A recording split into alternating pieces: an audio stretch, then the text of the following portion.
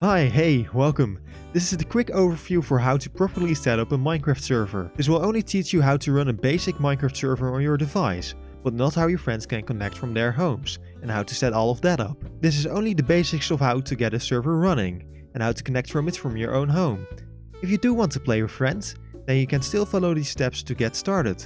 Go further from there later. If you want to simplify all of this, then you're also able to rent or hire a Minecraft server somewhere. This can be a handy option for people who want to simplify this process or want to be able to easily play with their friends. In this video, I assume you have the appropriate version of Java downloaded for your server. There are many different types of Minecraft servers. We want an optimized Minecraft server. There are many server types you could choose, but I'd recommend trying PaperMC, as it works more than fine for small servers. You can find a link to their website in the description. Go to the downloads page. Depending on the version you will be needing, click on the blue icon to the side of it.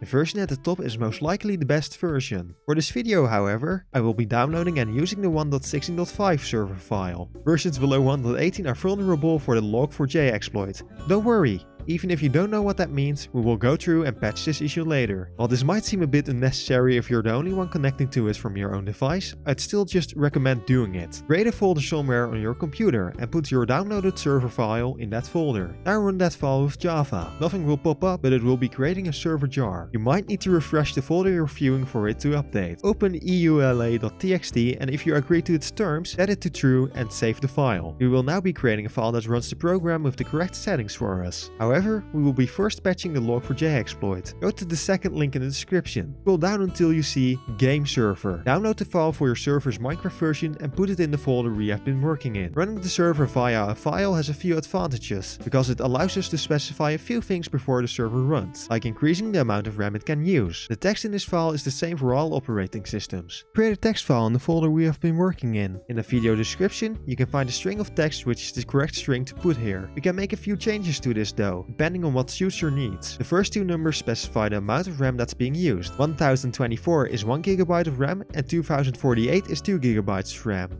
You get the point. In this section, you will put the file name of the server you are running. In my case, it's paper-1.16.5.jar. This last section tells the server it shouldn't open this GUI with extra information. I'd recommend sticking with this, as most of the time it isn't useful, but this is preference based. You can modify these files a lot more to optimize the server somewhat more, but again, for small servers this should be perfectly fine. Although increasing the amount of RAM the server uses is recommended. If you really want to optimize the server more, then go to this website, which is also linked in the description, which will tell you what to put in the file. For the people who are running a server that's vulnerable to log4j, go back to the web page and copy the string for your specific Minecraft version and put it right before the -jar bit. This will protect you from the exploit. For Windows users, go to File, Save As and set Save As Type to all files. Now name the file something that ends at .bat. For Mac and Linux users, make it so that you can run this file. You should be able to use Gmod in the terminal for this, but just Google it, alright? You've got this. I'd also recommend making a few changes to the server.properties file. These aren't necessary though. Open the file with your text editor of choice.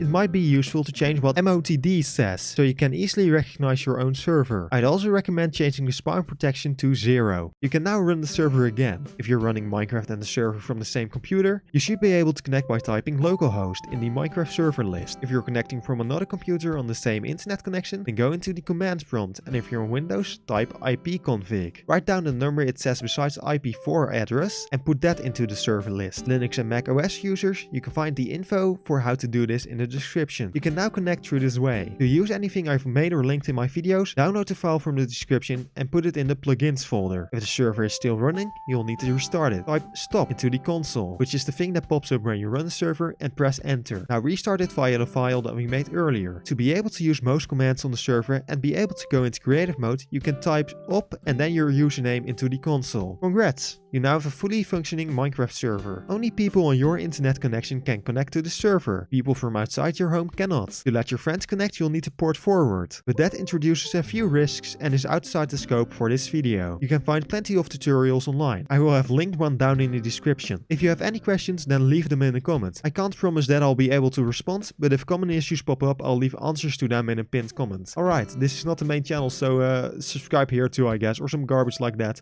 Alright, bye.